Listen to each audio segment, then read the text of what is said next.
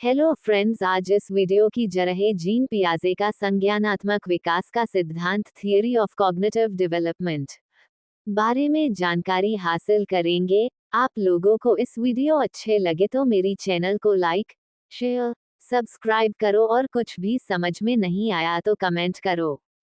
प्रवर्तक इस सिद्धांत के प्रतिपादक जीन पियाजे स्विट्जरलैंड के निवासी थे।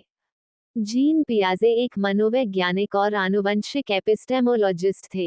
वह सबसे अधिक संज्ञानात्मक विकास के अपने सिद्धांत के लिए प्रसिद्ध है, जो इस बात पर ध्यान देता है कि बचपन के दौरान बच्चे बौद्धिक रूप से कैसे विकसित होते हैं।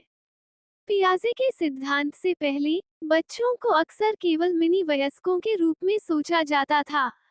इसके बजाय पियाजे ने सुझाव दिया कि जिस तरह से बच्चे सोचते हैं वो उस तरह से अलग है जिस तरह से वयस्क सोचते हैं।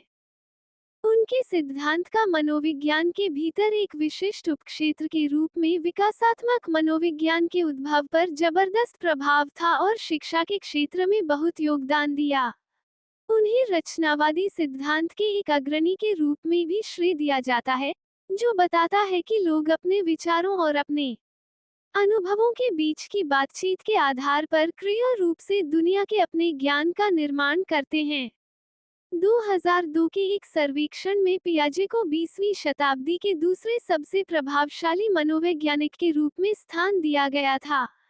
एक सर्वप्रथम संज्ञानात्मक पक्ष का क्रमबद्ध व वैज्ञानिक अध्ययन स्विट्जरलैंड के प्रसिद्ध मनोवैज्ञानिक जीन पियाजे के द्वारा किया गया।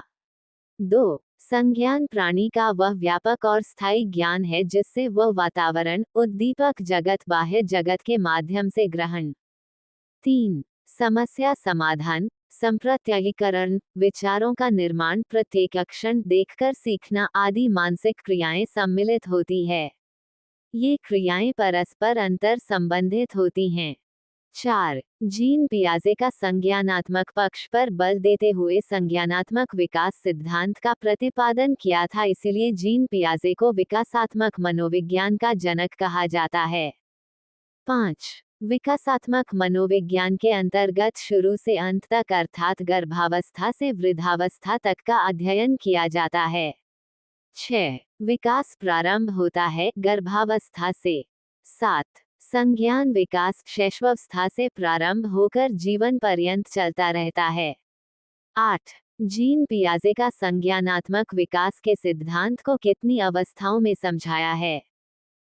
1 संवेदी पेशीय अवस्था, इंद्रिय जनित अवस्था 0 से 2 वर्ष।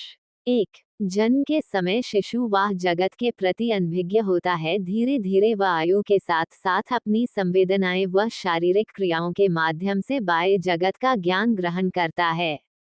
2 वह वस्तुओं को देखकर, सुनकर, स्पर्श करके, गंध के द्वारा तथा स्वाद के माध्यम से ज्ञान ग्रहण करता है। 3 छोटे छोटे शब्दों को बोलने लगता है। 4 परिचितों का मुस्कान के साथ स्वागत करता है तथा अपरिचितों को देखकर भय का प्रदर्शन करता है।